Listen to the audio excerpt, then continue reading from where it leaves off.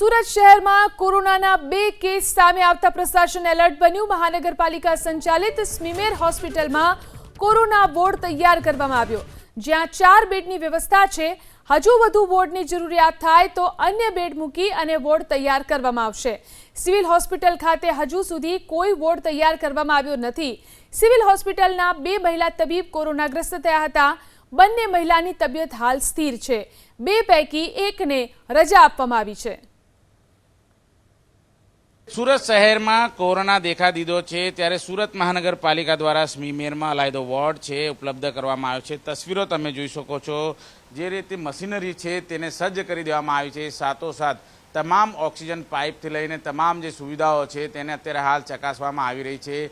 જે પ્રમાણે સુરત શહેરની અંદર 2 તબીબોને કોરોના પોઝિટિવ આવ્યો હતો, ત્યારે તેમનું જે નમૂના લઈને પૃથક્કરણ માટે મોકલવામાં આવ્યા છે। જો કે અત્યારે હાલ તેમની સારવાર થઈ ચૂકી છે, પરંતુ સલામતીના ભાગરૂપે અગાઉથી જ અત્યારે હાલ જે વોર્ડ છે આ રીતે તૈયાર કરી દેવામાં આવ્યો છે। અલાયદો વોર્ડ છે એ તૈયાર કરી દેવામાં આવ્યો છે અને મશીનરી પણ અત્યારે હાલ તેમના પરથી ધૂળ ખંખેરીને અત્યારે ચેકિંગ કરવામાં આવ્યું છે। મેડમ, કયા પ્રકારની તૈયારીઓ કરાઈ છે?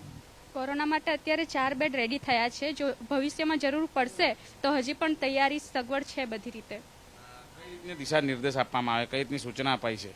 સૂચનામાં તો એવું છે કે કોરોના માટે અત્યારે બધી રીતે જે રીતની દવાઓ, જે રીતે બેડને અલોકેટ કરવાના હોય એ રીતે બધું પ્રિપેર છે। અત્યારે 4 બેડ MICU 4નો આખો આ જે છે એ ક્લીનલીનેસ અને બધી બેડિંગથી લઈને બધી રીતે પ્રિપેર છે। જો કોઈ પણ પેશન્ટ અત્યારે ઇમિડિયેટલી આવશે તો એને બધી સગવડ મળશે। બિલકુલ, સ્મીમેર હોસ્પિટલમાં અત્યારે હાલ વોર્ડ તૈયાર કરી દેવામાં આવ્યો છે અને સિવિલ હોસ્પિટલની અંદર અત્યારે હાલ સૂચનાના આધારે કામ કરવામાં આવશે। કેમેરામેન રાકેશ પાનવાલા સાથે ધનરાજ બાગલે, ABP અસ્મિતા, સુરત।